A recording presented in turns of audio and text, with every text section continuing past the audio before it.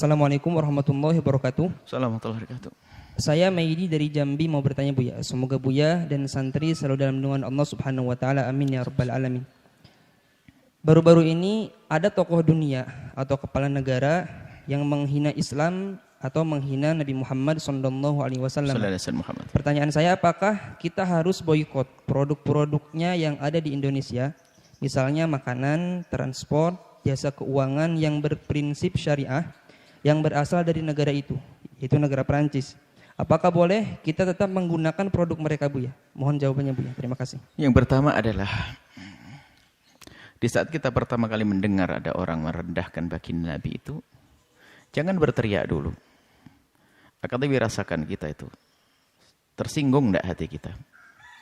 Sedih enggak hati kita?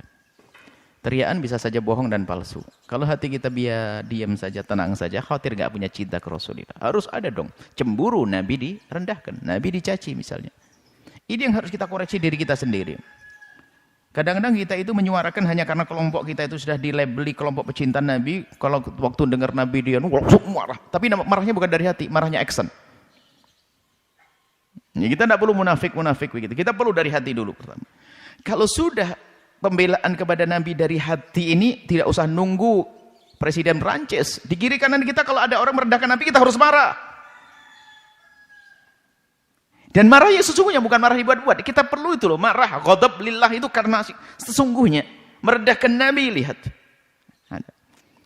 Ini kemudian apa? Ya, dengan bermacam cara. Kalau gitu anak kita jewer, kalau santri kita hukum dan sebagainya, itu harus.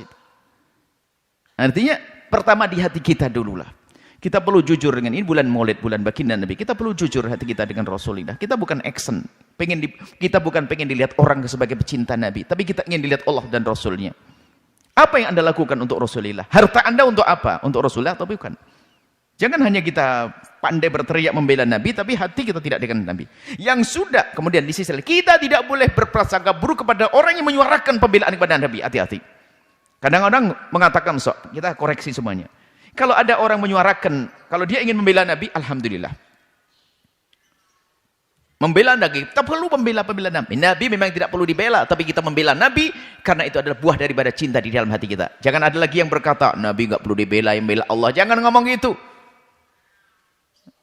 Nabi, kita membela Nabi itu karena cinta di hati kita.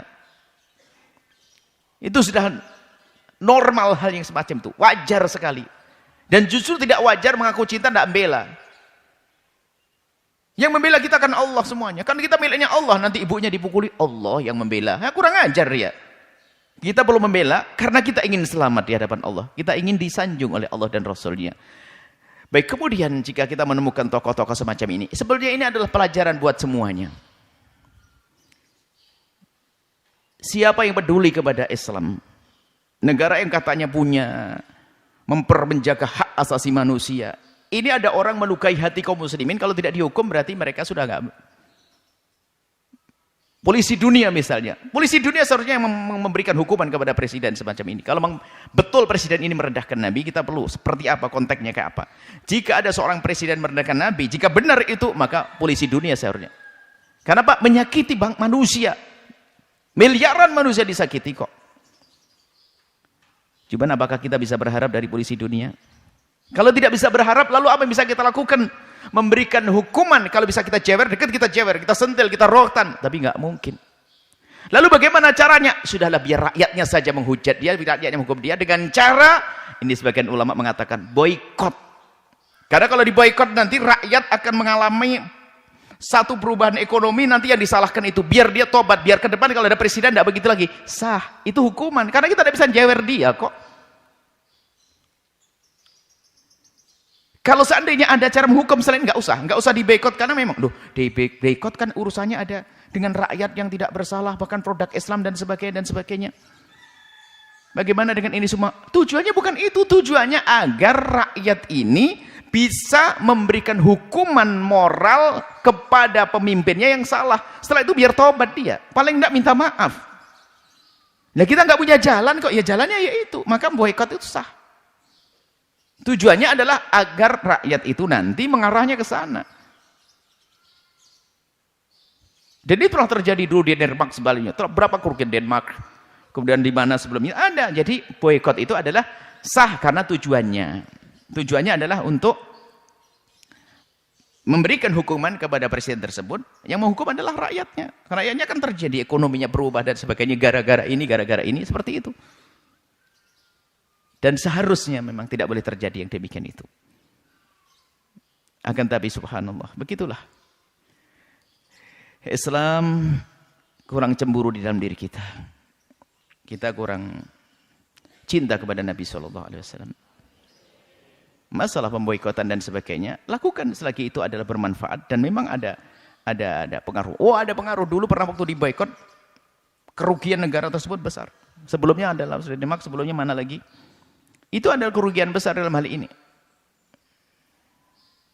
Produk-produknya orang yang musuh Islam hendaknya harus kita boikot. Lalu bagaimana di sana kan ada kaum muslimin, mereka kena imbasnya. Sudah difirmankan oleh Allah ya. Kalau kita masih berada di kalangan orang-orang kafir, biasanya ada musibah yang Allah timpakan kepada orang kafir, orang Islamnya juga kena. Tapi bagi orang beriman di sana, ingat, orang beriman muslim di Perancis dengan kondisi saat ini diboikot, kemudian ekonomi menjadi rusak, maka dia akan menjadi sempit rizkinya, maka akan diangkat derajatnya. Jangan khawatir, hai orang beriman yang ada di Perancis sana. So, musibah yang Allah timpakan kepada satu kaum, karena maksiat, karena dosanya satu kaum, orang beriman yang baik pun akan kena di situ. Cuman bedanya, kalau orang beriman akan diangkat derajatnya oleh Allah. Seperti itu. Jadi kalau seperti itu adalah sah-sah saja jika pertama, benar bahasanya terjadi penghinaan. Siapapun. Makanya ini kan yang kami sampaikan, dia hanya berlaku kepada Presiden Perancis, siapapun. Kalau terjadi penghinaan, hendaknya diberi hukuman. Hukuman kalau dekat dicewer langsung, ditegur, dekat. Kalau satu bangsa mungkin segera didatangi, suruh minta maaf, kemudian dihukum. Kalau di Indonesia, karena di luar Indonesia kita tidak punya, ya barangnya jangan masuk, kita diboikot. Itu sah-sah saja. Kalau ada cara yang lain, mungkin ada ide cemerlang, apa sih menjadikan dia tobat dan menjadi pelajaran buat yang lainnya agar tidak melakukan yang serupa? Ayo kita lakukan. Tujuannya itu sebetulnya.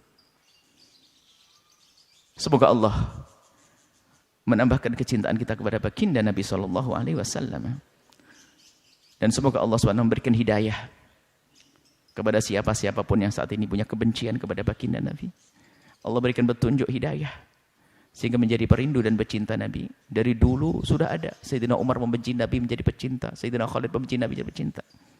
Akan tapi selagi mereka belum ikrar tobat dan kembali kepada jalan yang benar, maka mereka harus berurusan di dunia, harus direndahkan dulu, dihukum, sebelum nanti di akhirat dihukum oleh Allah Subhanahu wa taala.